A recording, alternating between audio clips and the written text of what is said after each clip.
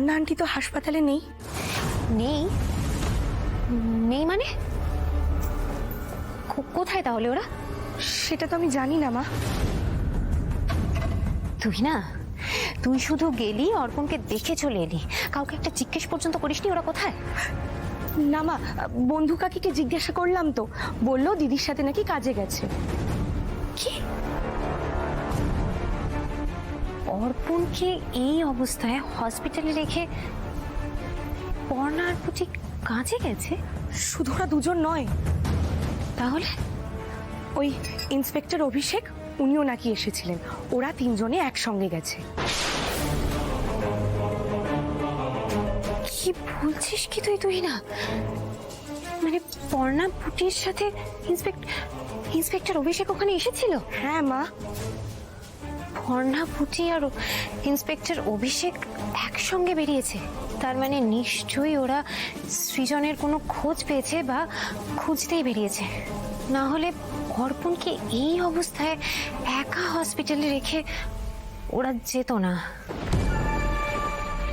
না না না না, ইমিডিয়েটলি আমায় মোহিনীকে পুরো ব্যাপারটা জানাতে হবে, আর ওর কাছ থেকে আমাকে আপডেটটা নিতে হবে।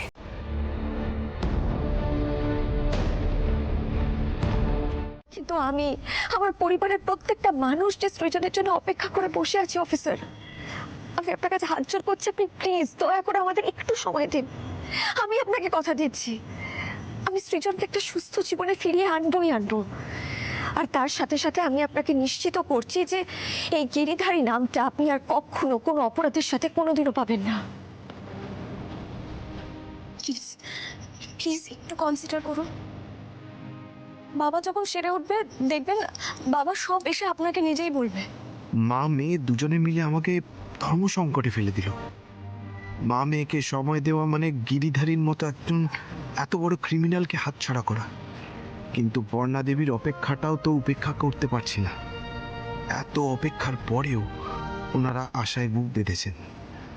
ওনাদের সেই আশাকেই বা ভাঙলেন।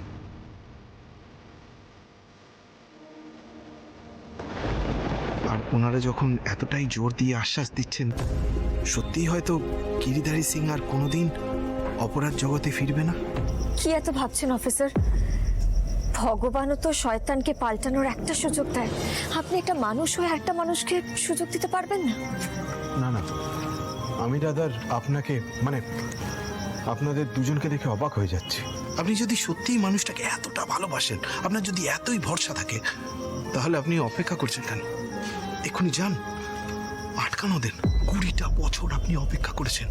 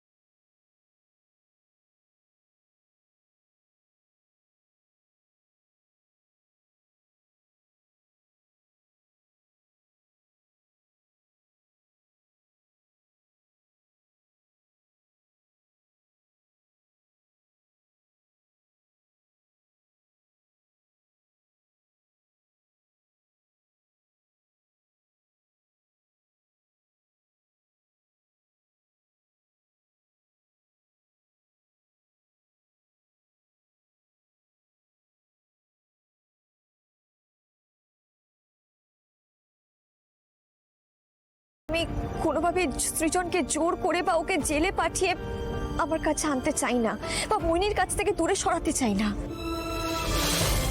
তাই যতক্ষণ না পর্যন্ত সৃজন নিজে থেকে সবটা রিয়েলাইজ করছে, আমাকে অপেক্ষা করতেই হবে, কিচ্ছু করার নেই।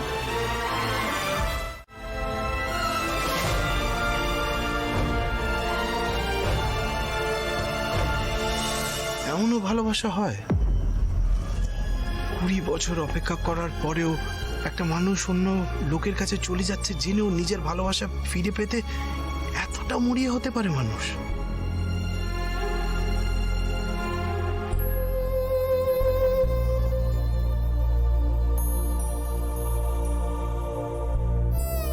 এটা তো যেমন তেমন ভালোবাসা নয়।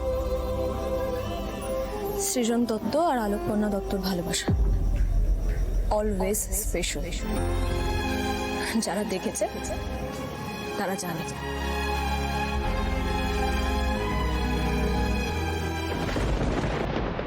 बोल कब कर दी शादी?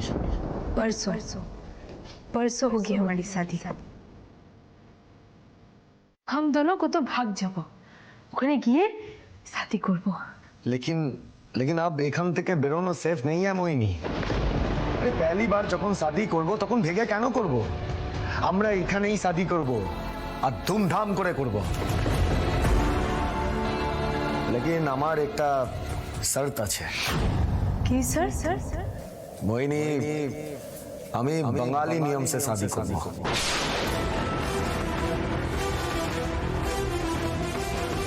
কাহে? क्योंकि देख मोहिनी এতদিন আমি নিজেকে বদলাতে চাইনি, लेकिन ও দত্তা বাড়িতে থেকে আমি আমার ধ্যান আন্দাজ সব কিছু कुछ कुछ বদলেছি। এই বাঙালিদের সাথে থাকতে থাকতে আমি भी आधा बंगाली হয়ে গেছি। इसलिए अगर আমি শাদি করে থাকি তাহলে বাঙালিকে মাফি কি শাদি করব। আচ্ছা আচ্ছা ঠিক আছে, তো যেটা ইচ্ছা সেটা করব।